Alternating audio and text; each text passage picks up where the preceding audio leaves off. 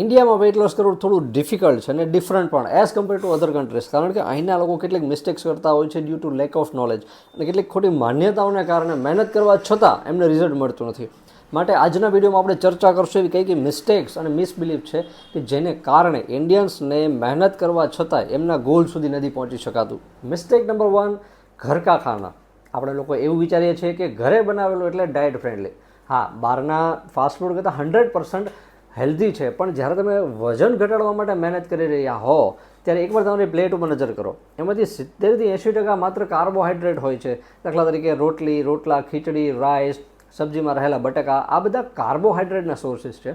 હવે જ્યારે તમે વેઇટ લોસ જર્ની પર હો ત્યારે કાર્બોહાઈડ્રેટને ઘટાડવું ખૂબ જ જરૂરી છે. તો આ પ્રોબ્લેમને સોલ્વ કેવી રીતે કરશું સમજાવો. એકવાર તમારે પ્લેટના 3 ભાગ પાડો. એમાંથી 50% એટલે કે અડધા ભાગમાં સબ્જી અને સલાડ હોવો જોઈએ. 25% ભાગ એટલે કે ચોથા ભાગમાં પ્રોટીનના સોર્સિસ જેમ કે એગ્સ, ચિકન, પનીર, કઠોળ, સોયાબીન, આ બધું હોવું જોઈએ. અને ચોથા ભાગમાં, બાકીના 25% ભાગમાં કાર્બોહાઈડ્રેટ એટલે કે રાઈસ, રોટી, ખીચડી, રોટલા, આ બધું હોવું જોઈએ.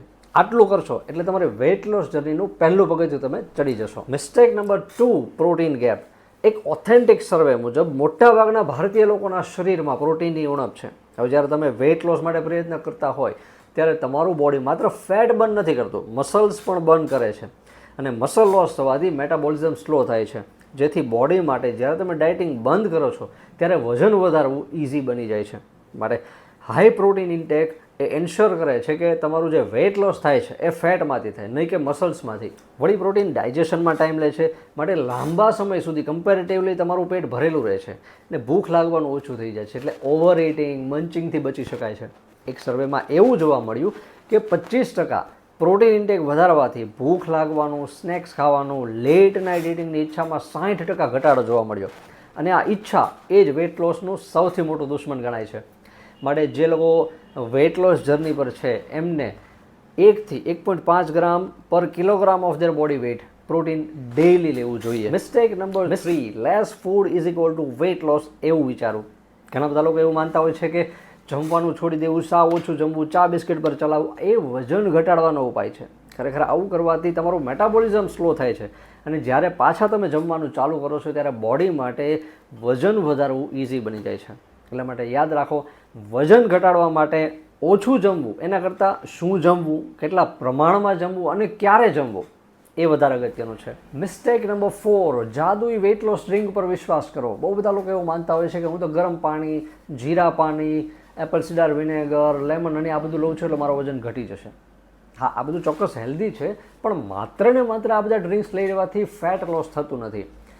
એકચ્યુઅલી પ્રોપર એક્સરસાઇઝ અને પ્રોપર ડાયટ વગર કોઈ પણ ડ્રિંક એ વજન ઘટાડી શકતું નથી. Mistake number 5, weekend overeating. સોમથી શુક્ર સ્ટ્રિક્ટ ડાયટિંગ અને શનિ રવિ પાર્ટી કરવાની, બહારનું fast food, alcohol, cold drinks અને મીઠાઈ. But remember, 1 cheat meal is equal to 1 cheat weekend અને આખા અઠવાડિયાની મહેનત પાણીમાં.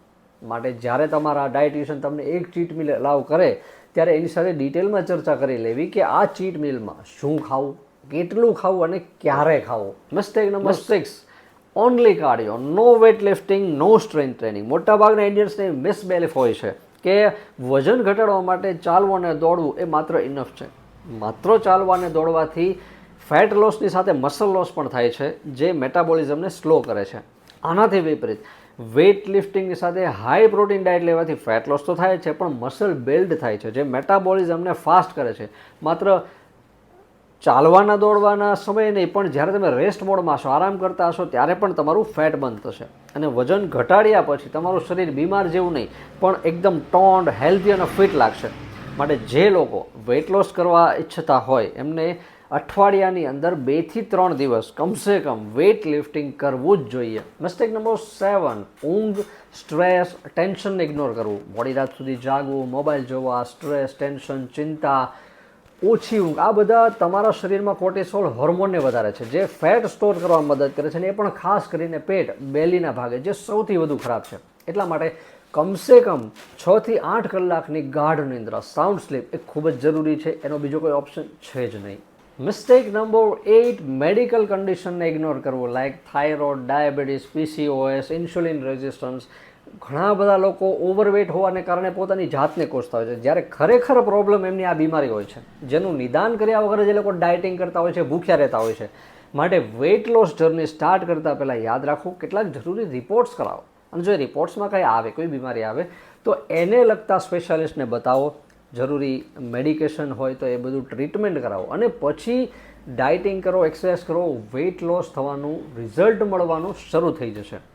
ઘણા બધા લોકો એવું પણ માનતા હોય છે કે મને તો થાઇરોઇડ છે, ડાયાબિટીસ છે, પીસીઓએસ છે, એટલે મારું વજન તો ઘટવાનું જ નથી. ના, એવું પણ નથી.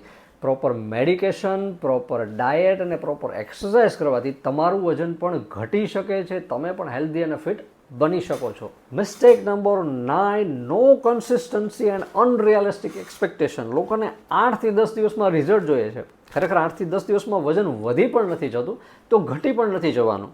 હેલ્ધી વેઇટ લોસ સમય, ધીરજ અને કન્સિસ્ટન્સી માંગે છે. અને વેઇટ લોસ એ કોઈ પનિશમેન્ટ નથી, it's a journey, it's a lifestyle. I hope કે તમને વિડીયો યુઝફુલ લાગ્યો હશે. જો યુઝફુલ લાગ્યો હોય તો તમારા ફ્રેન્ડ્સ કે ફેમિલીમાં જે ઓવરવેઇટ છે, ઓબેસ છે, જે વેઇટ લોસ કરવાની ઈચ્છા ધરાવે છે, એમને આ વિડીયો શેર કરી દો. તો મળીએ નેક્સ્ટ વિડીયોમાં. ત્યાં સુધી સ્વસ્થ રહો, મસ્ત રહો.